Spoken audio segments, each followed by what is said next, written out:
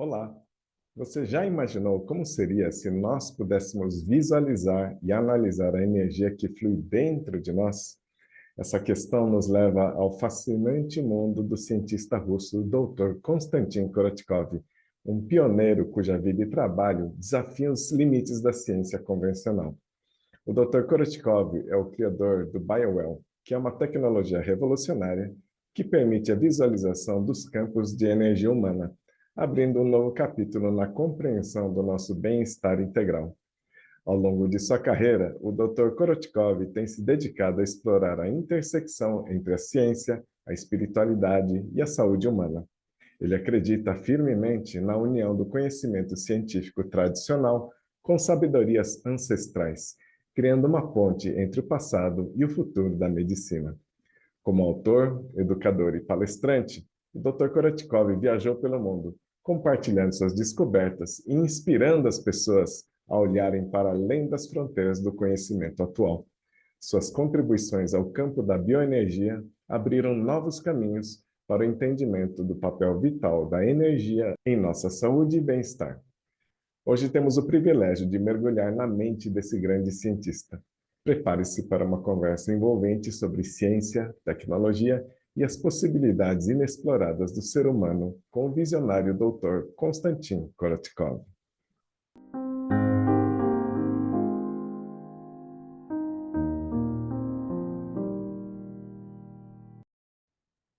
E antes de irmos para essa conversa sensacional, posso te falar sobre o meu livro?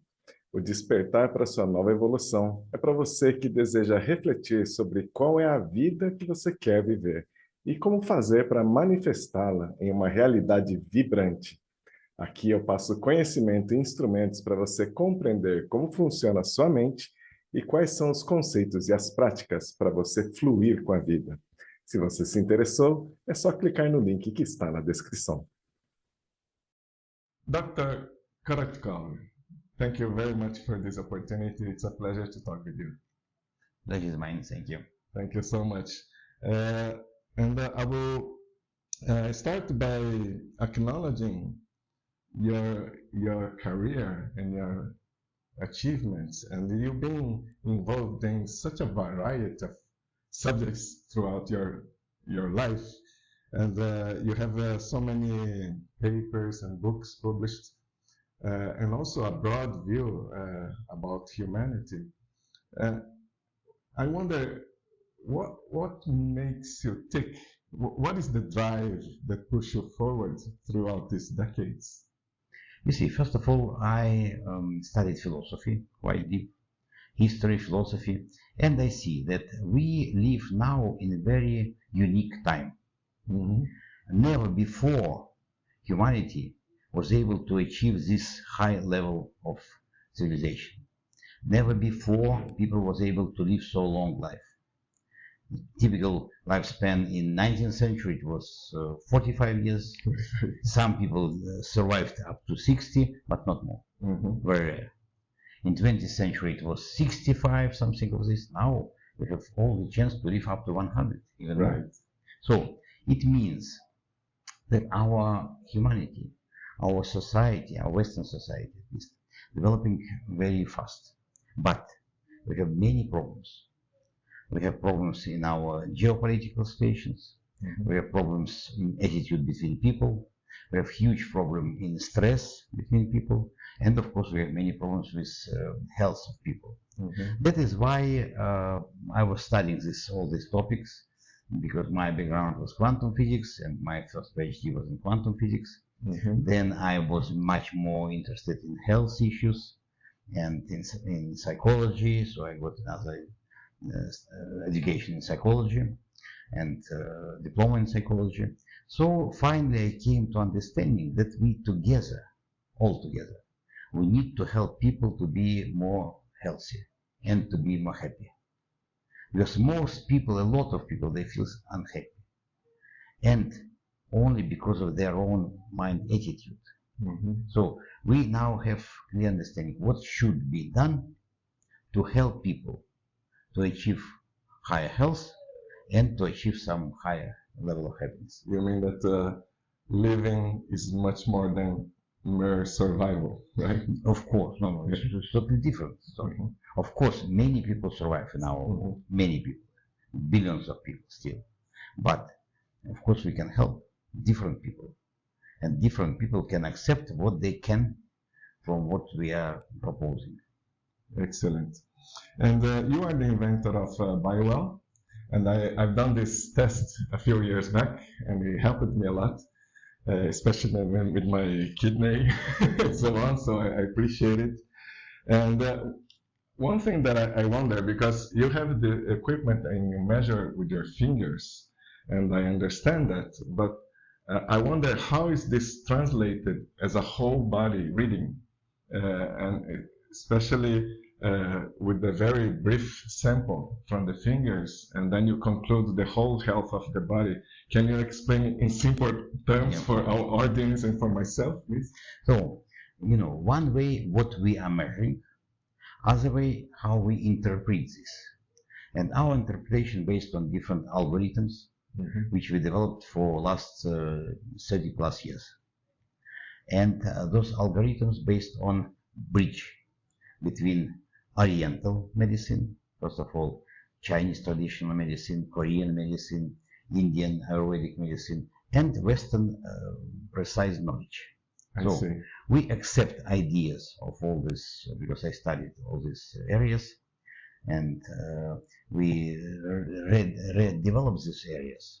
And then finally we came to the map which make relation between our fingers and different organs and systems of our body through meridians.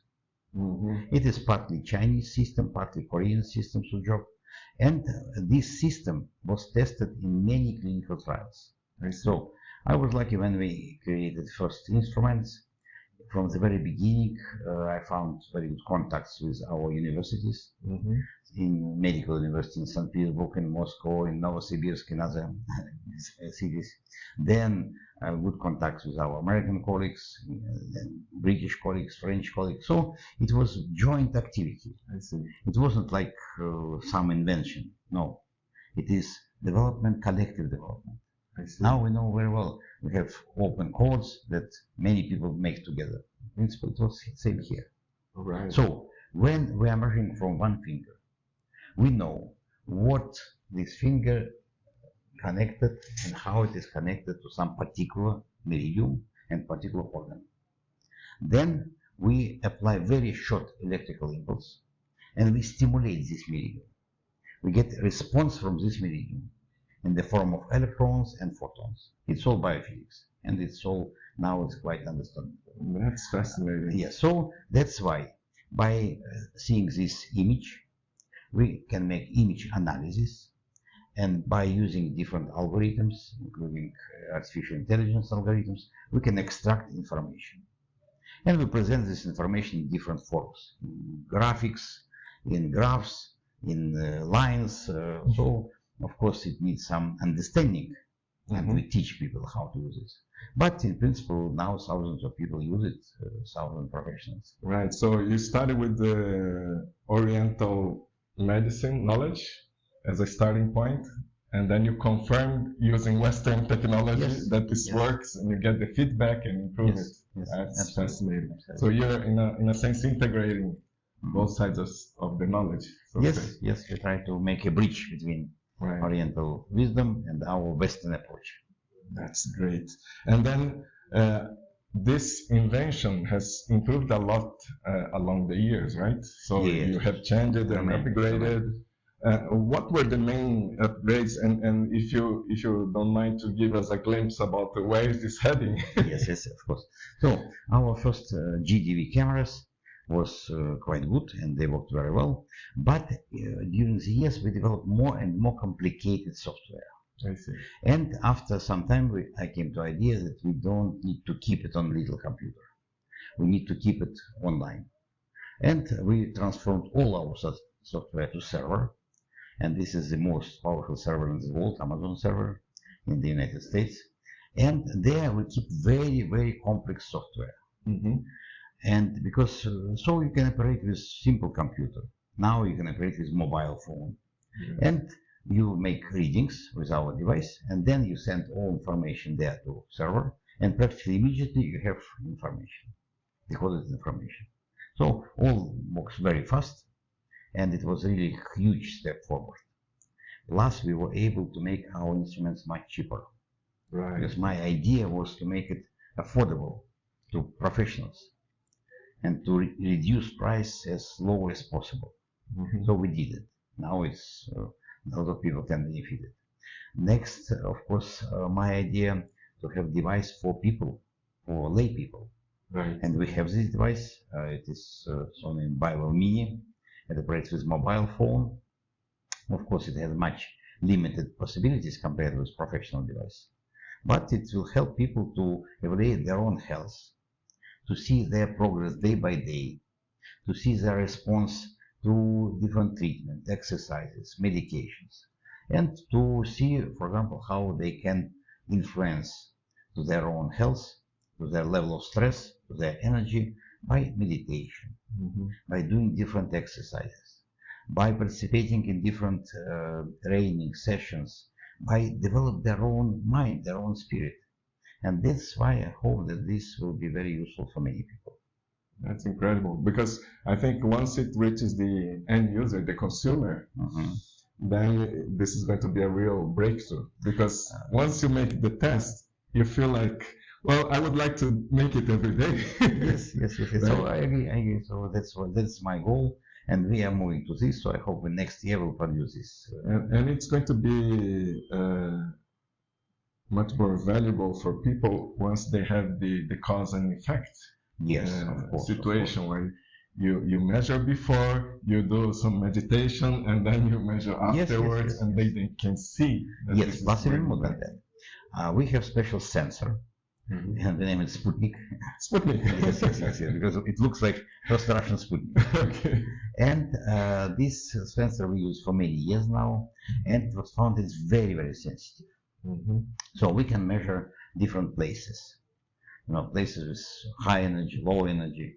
We can measure, for example, ancient monuments like pyramids and see influence of pyramids. We can measure different situations in the environment like sun The eclipse, city moon or eclipse. nature. Yes, in nature and upcoming hurricane, for example, it's possible to detect. And very important, it is possible to measure effect of meditation. So people meditate. It may be one person, it may be a group of people. This sensor stands in the room, just somewhere in the corner, and it responds to meditation. Right. And we have, again, thousands of experiments of this kind. People use it on an everyday basis, quite interested in this. And then, of course, it helps a lot. Now we can work with our professional instrument, but when we produce this mini device for mobile phone, it's possible to use with mobile phone. So it will be very interesting. Great. Yes, for many people. Because I believe that that's a main source of resistance for many people who try to meditate, where they think that there is no result, Yes. and there is no impact, and that will definitely make a lot of difference. Yes, absolutely. When people see effect of their own meditation or their own training, and they see, okay, my level of stress came down. It's good. My chakras became much more balanced. Exactly. That's good. It means it makes sense. Then they will be much more involved. Yes. And this feedback loop improves the speed of adoption very much. Because we understand, we live in the world of unbelievers. It's understandable. Because we believe. Skepticism. Yes, everywhere. skepticism, materialistic. I understand very well. So people need to prove, need to see their proven. And then when they see with their own eyes that, okay, you see, that's it, how it works, then there are no doubts anymore. Exactly. And as we are talking about this, and you mentioned in the beginning of our conversation as well, we see in this moment that society is going through a kind of a mental health crisis. You see record levels of anxiety, depression, and other kind of types of mental disorders. And it was in a growing trend even before the pandemic. So the pandemic only exacerbated the situation. Why do you think this is all happening to society right now? It's not right now. No. It's not right now. No. It started in 18th century, when in Britain they started this factory revolution. From that time on, people transformed from rural life to much more tense life. And then in 19th century it's aggravated, in 20th century more and more, so we are not the first experiences. We are just in the process of this. Only now we pay much more attention to this, because before it was not just mentioned. Because before, life of people before was very short, very tense, very difficult. In 20th century it was one of the most difficult century in the history, because it was big wars, the World War, and then other wars. Then it was fighting between Soviet Union and United States all the time. So we understand that now still we live in much better time. Of course, we have many problems, no doubt. But we, of course, can enjoy this life. But many people, they live under stress. They live under anxiety. They have troubles in their families, in their business, in everything. So it's normal. But we need to teach people how to overcome it. And the best example was COVID time. Because many people was in anxiety and stress. But you see, we were in training to people. Okay, guys, be calm, be quiet. It's just a virus. It's not just gear. So you need to know how to to overcome it, how to train yourself, how to increase your immunity. If you have strong immunity, if you have good mindset, then you will be not vulnerable. But if you are in fear, if you are afraid of everything, then you are the first target of this virus. Exactly. Yeah. Unfortunately, this is not taught in schools yet. Yes, absolutely. So, but I'm sure it will come. It's coming. It's coming slowly, but it's coming. Now I see in all those years tremendous change in this field, because in 90s it was all considered as nonsense. Oh, it's all nonsense. Okay, you have some problem, go to psychologist or psychiatrist. Now we have made good attitude to meditation in society, good attitude to different type of training, martial arts, different training, physical trainings. A lot of people, they try to go somewhere to therapies, yoga. Yes. It's all coming together, and it's huge increase, huge. So now we have tremendous trend to good food. Yes, because it's again very, very important part. One way, if people eat hamburger and drink Coca-Cola, it's one way. And then we see a result of this in the United States. Other way around, if you are converted to good food, to healthy products, and then of course it has again very strong effect. So I guess we are in a way being able to leave the industrial revolution behind and being able to have a new, more human approach to things. You see, slowly, but very slow, because industrial revolution was in 19th century. Now we have information revolution. Again, it will be very difficult topic, because for many people, because now we know in maybe 10-20 years, many jobs will be substituted by computers, by robots, and many people will lose their job. So again, society needs to understand how to do this, what to do with this, how to deal with all those people. So it's not easy. We don't have answer yet. But still, if you have your own good attitude to your own life, then I'm 100% sure you will be able to balance in this way. Starts within. Yes. Everything starts within. Yeah. So maybe if we take a broader subject, in the website of this event, there is a famous quote from Nikola Tesla, where it states that if you want to find the secrets of the universe, think in terms of energy, frequency, and vibration. I'm very curious to hear about your thoughts on this quote. You see, in all our approach, in all our technology, we talk about energy. And it has very clear definition what we mean by energy. In my books it's presented. So we're based on scientific understanding of this, modern scientific understanding. And our energy of our body, those are first of all the energy in our mitochondria, We understand this is quantum instrument that processes. So when we're measuring photons and electrons coming from fingers, we can claim that we are measuring some parameters related to the energy of the body. So it's not direct correlation, but it's very much related. And then, of course, we understand if we're measuring photons, then photons have their own frequency.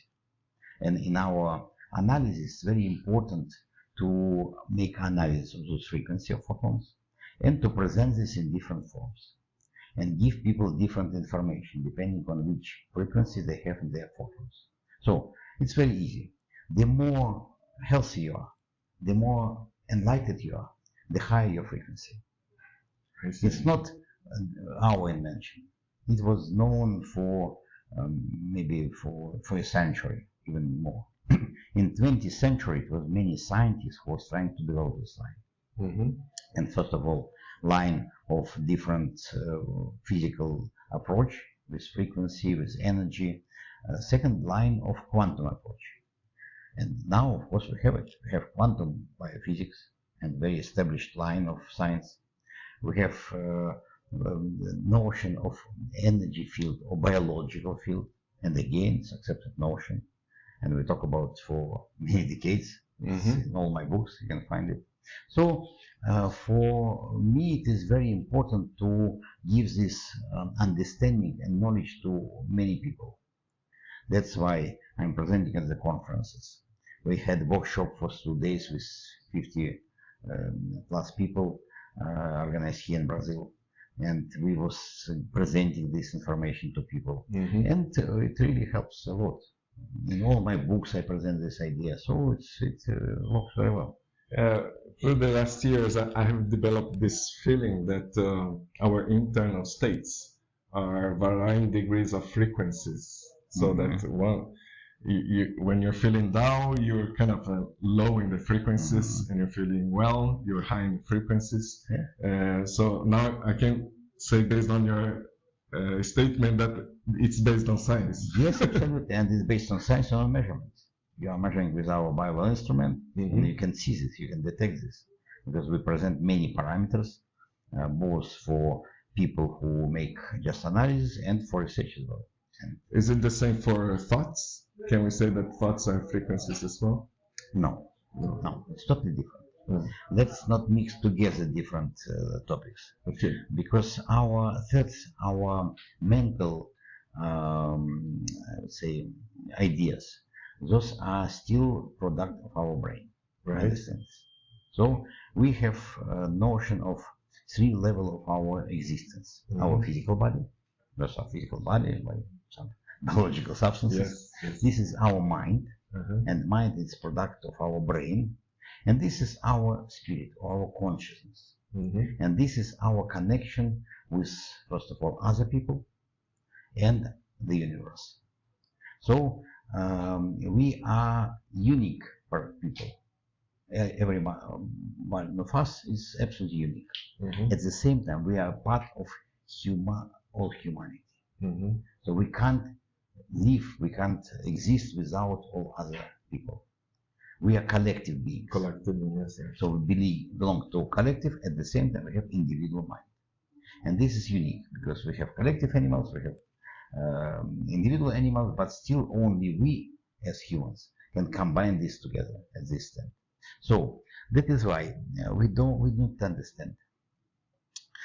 When we talk about cells, when we talk about consciousness, it's not material at all. So it's impossible to measure in frequency or numbers or so. No. Because it's all non-material. And there are many topics of this kind in our world. For example, very simple topic. I ask my students, okay, whether it's possible to measure magnetic field? No, impossible. You see the effects. Yes, we can measure only effects of magnetic field to some needle or current that's the same gravitational field. It's impossible to measure gravitational field. Only effect of gravitational field on some subjects. So same with our thoughts, same with consciousness, same with spirit, soul, whatever we name it. It's not material, and we can only measure effect of our thoughts, of our mental concentration on something. First of all, on our body and on different sensors and on other people as well. I see. Oh. Makes a lot of sense to me. And I heard in one of your interviews where I think you said something like mainstream science doesn't like new ideas. and I wonder, how do you think science should approach concepts like consciousness and spirituality? Because I think for many decades it's been seen as some things that don't mix with each other. And I perceive now that some people at the frontier are trying to bring this discussion and show that it's all the same. How do you see this? You're absolutely right. That 30 years ago, to talk about consciousness, it was not good. And people, scientists who was trying to do this, they were quite outcasted. Exactly. Now we have tremendous development. Now, due to the development, first of all, in the United States of America, we have tremendous interest to consciousness. And we have big conferences with thousands of people presented. We have journals that dedicated only to this topic, to consciousness. We have journals for frontier science, for different crazy ideas, crazy experiments. And now it's quite well accepted, but of course not by everybody. It's not still in Nature journal, or it's not still in the Nobel Prize committee, but it's coming. So now we have very well developing science of consciousness. We have more and more experiments. We have meta-analysis of data published. We have books published on consciousness. Yes. And that's why many scientists, they come to this field and they create their own interesting experiments, ideas, we exchange it, and it's all development of humankind. Do you see that it's an act of courage from the side of scientists to tackle this subject of consciousness because they are getting their image? You see, it depends. For many university professors, it is really maybe even dangerous, mostly in Europe. I know that in Europe, university professors, they are afraid to talk about this topic because they may be outcasted and they may lose their job. So many of them, they go to this field after retirement. I see. Makes sense. In Russia, we are open. We are totally open. I was professor in the university for 20 plus years, or 30 years.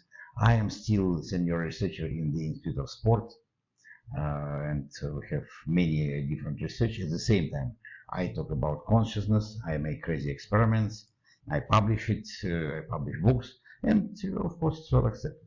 So Russia is open country in this field. So it will be ahead of the curve. Yes, same in the United States now, more and more.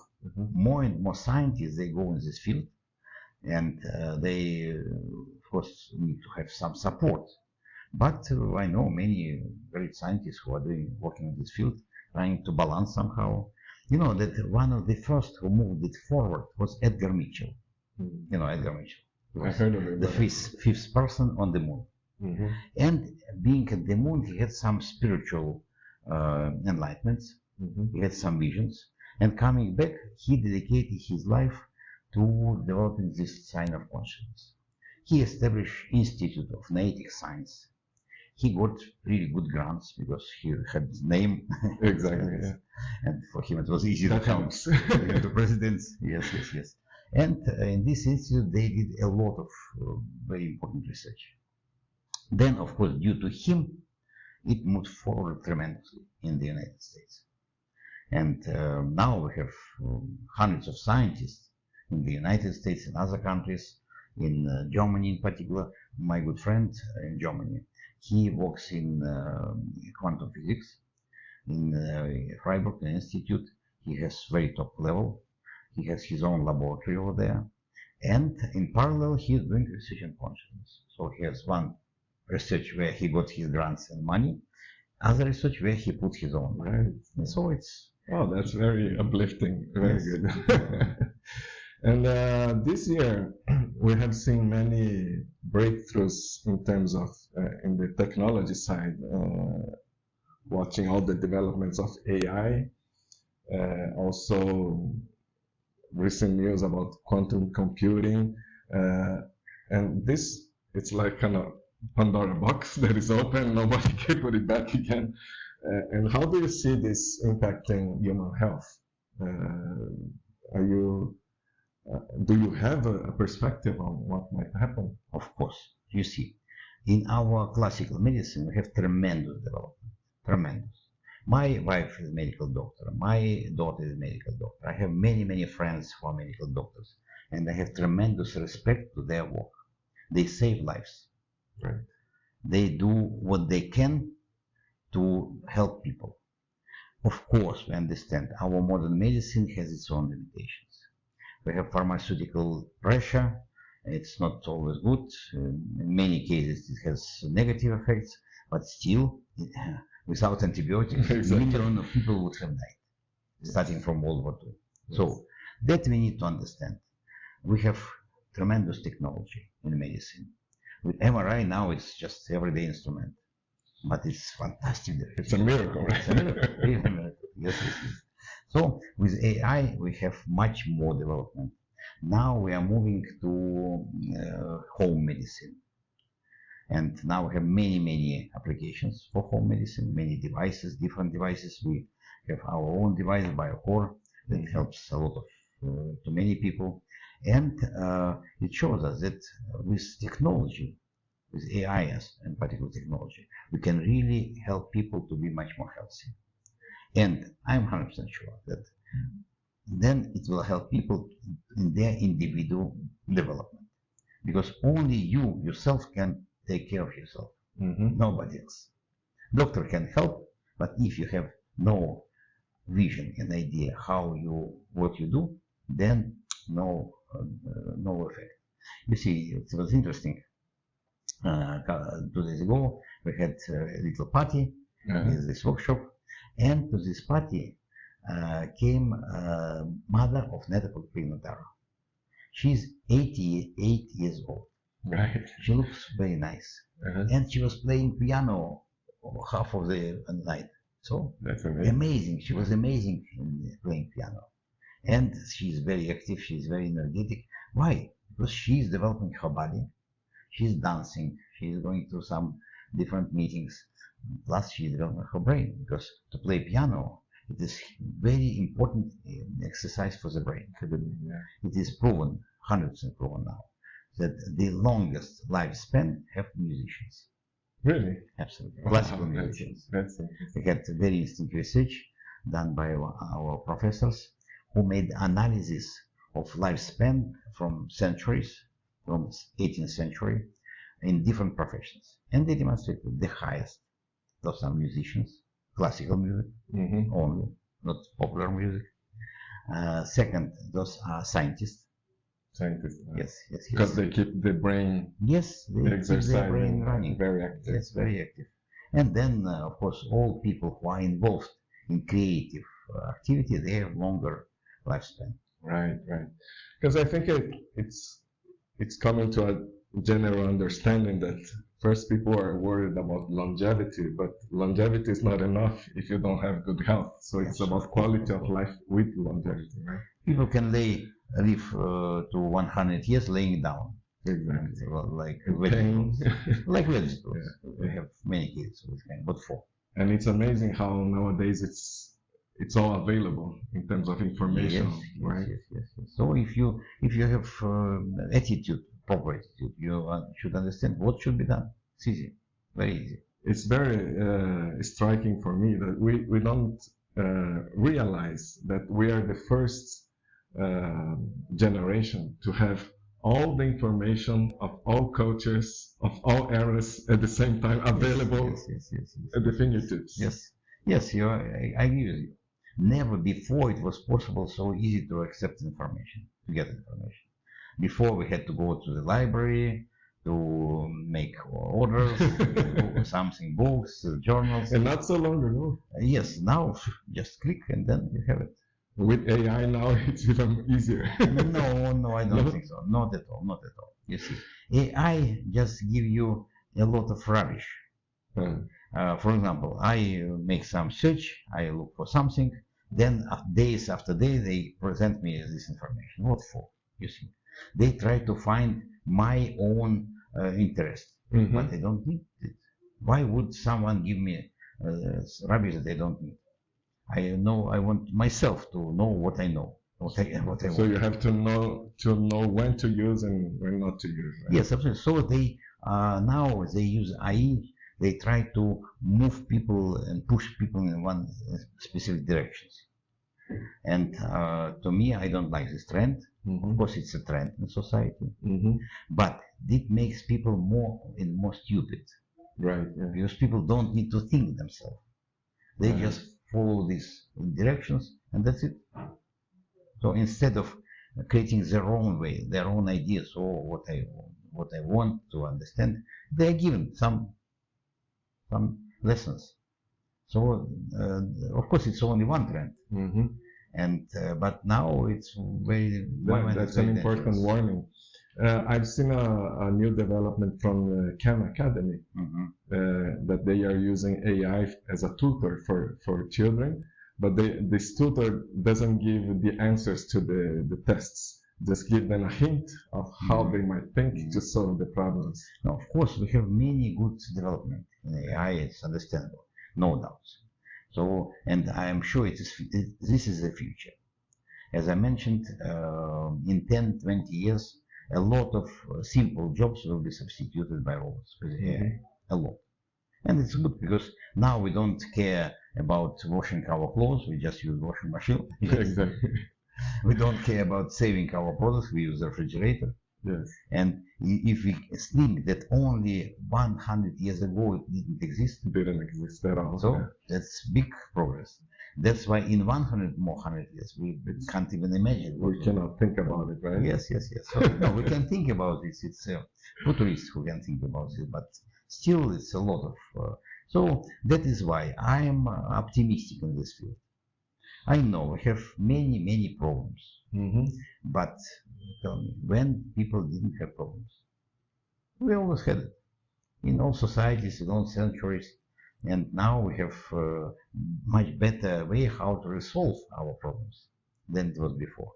It's very reassuring to hear from you who have so many experiences and so much wisdom to share a message of optimism for humanity. Yes. Yeah, because it's a lot of, I would say, pessimistic claims. Oh, we have this, we have that, we have this global catastrophe. It's total nonsense. This global warming, it is just normal rhythm of our universe. We had time of cooling, now we go to the time of warming. And humanity always was able to adjust to this. To manage. Yes, to manage, to adjust, so we have no problem at all. Of course, we have difficulty, we have some turmoil in the weather, but still it was always. It was always hurricane, it was always earthquakes, it was always volcano eruption, so it's nothing unusual. But we are used to our everyday convenient life, so if something is going wrong, oh, it's catastrophic. But no, it's not catastrophic. It's just the way how life is going on. Life is not coming up, never. It's going up and down, up and down. So it's normal cycles. Very nice. And would you share with us a little bit about your health habits or your practical things that you do to keep yourself in good shape, and especially looking towards this high quality of life with longevity? I'm sure that people want to hear from you about this. Yes, of course. I can share because I have my own experience. You know that from childhood I was very ill child. I had many problems. I had cancer, blood cancer when I was a child.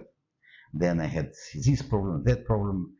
Then I had broken legs, hands. I had hole in my head.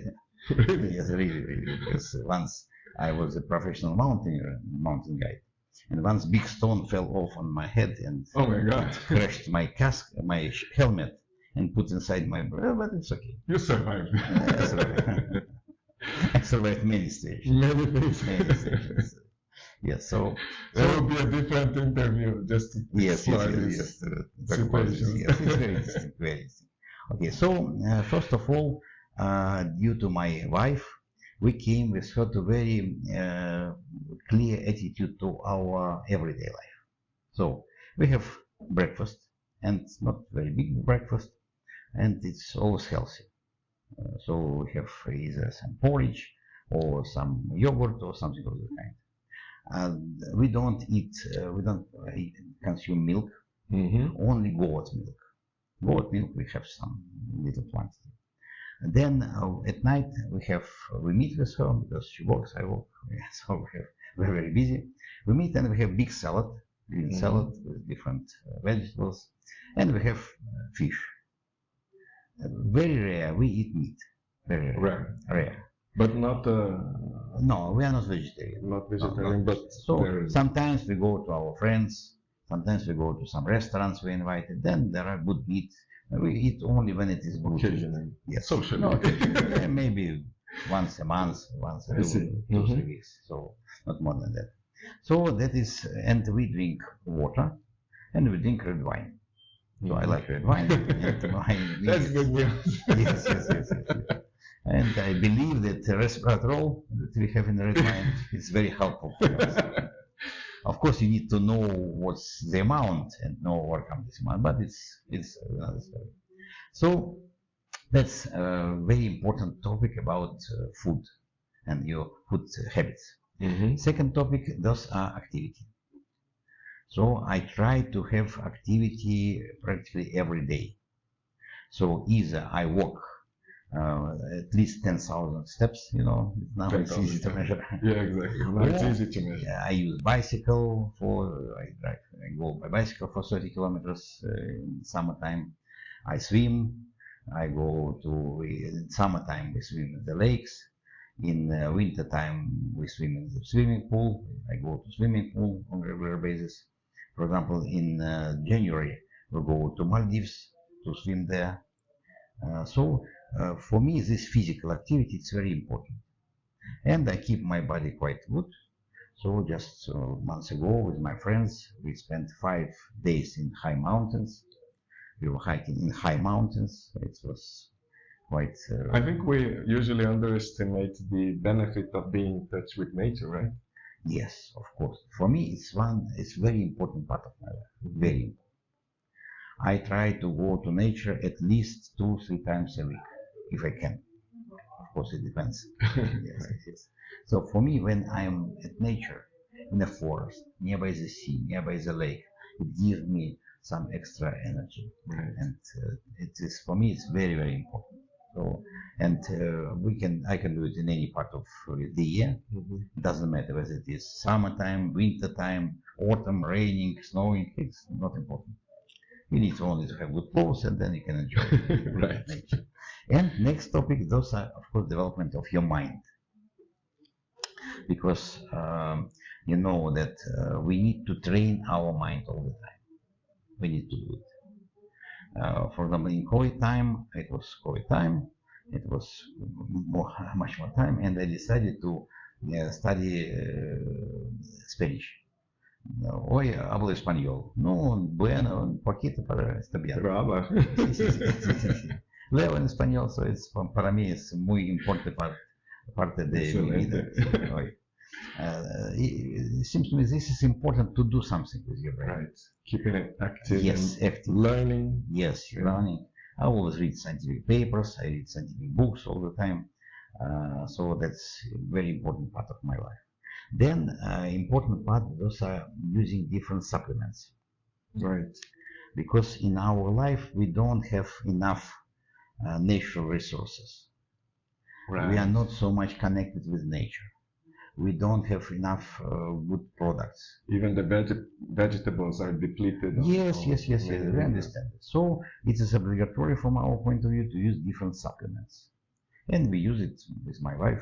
She's a medical doctor. She knows how to select And it. that depends on each person. It has to be advised by a doctor. It should be advised by a doctor. Mm-hmm. Yes. But it's actual situation that we have to. Yes, absolutely. So there's a common suggestion. Modern Of course, life. vitamin D is obligatory for everybody because we don't have, even in warm countries, we have a lot of sun, but people are sitting inside. Exactly, yeah. So that's why it's deficiency of vitamin D. And we know it's very good, very well from clinical studies. Right. Vitamin C then as well. Then B complex as well, it's very important. Different amino acids, a combination of different amino acids is but you need to look and to find what's good for you. Right. Many people, they use homeopathy. Again, it may be very, very useful because homeopathy can stimulate this production of these different components. And by using BioWell, you may have a very good indication where is your deficiency. Of course. Because for me, I'm doing BioWell on every other day, and I follow my conditions. Right. And if I see something wrong in myself, I just make it. I see something. Okay, I need to be careful with this, with that. So that's. I'm looking forward to this consumer solution. Yes. So that we can measure it every day. And of course, the last but not the least topic is also water. We need to drink a lot of water. And I have a book about water, and I make many articles about water. We do research on water, and I always tell people, okay, if you can, don't drink from the bottle. Make good filters in your home. Create your own good water. Make structured water, and then it will tremendously benefit. Have you heard about the Brazilian filter made of clay? Is that a good solution for the city? You see, I can talk about topics that we tested in our laboratory. Many companies, they send us their products, we test this, okay, this is good, this is not good, this is this. Then I can talk about this. Still, I prefer not to talk about companies because I don't want to make predictions. But of course, you can find good solutions. And first of all, you need to feel yourself. If you feel better, if you drink this particular water, it's for you. If you have no feelings, or most important, the response of our digestive system. Right. If you have good response, good water. Right. If your response is not so, then when I travel, of course, I have to drink water from the bottles. It's understandable. And I feel it. Very clear. So it's something that you develop, this perception. Yes. So I feel it's very clear. And I use special homeopathy to balance this effect, and then it allows me to be on some level. Yeah, I don't think most people pay attention to the quality of the water. Yes, unfortunately, yes. But from the World Health Organization, the quality of water is the first reason of many diseases. Of course, worldwide, because many nations have no access to good water, and they have to drink whatever they can, and then it's very bad effect. I always give a funny example. You know that in France, medieval France, people drank a lot of wine. Right. If we look novels of Dumas, Tres Mosquitoes, then they always drink wine. Why? Because there was no water at the time. They did not have good water. It was very dirty sources of water. Of course, somewhere in villages, in nature, they had it. But in the city, they didn't have it. That's why they had to drink wine. They had to. I see.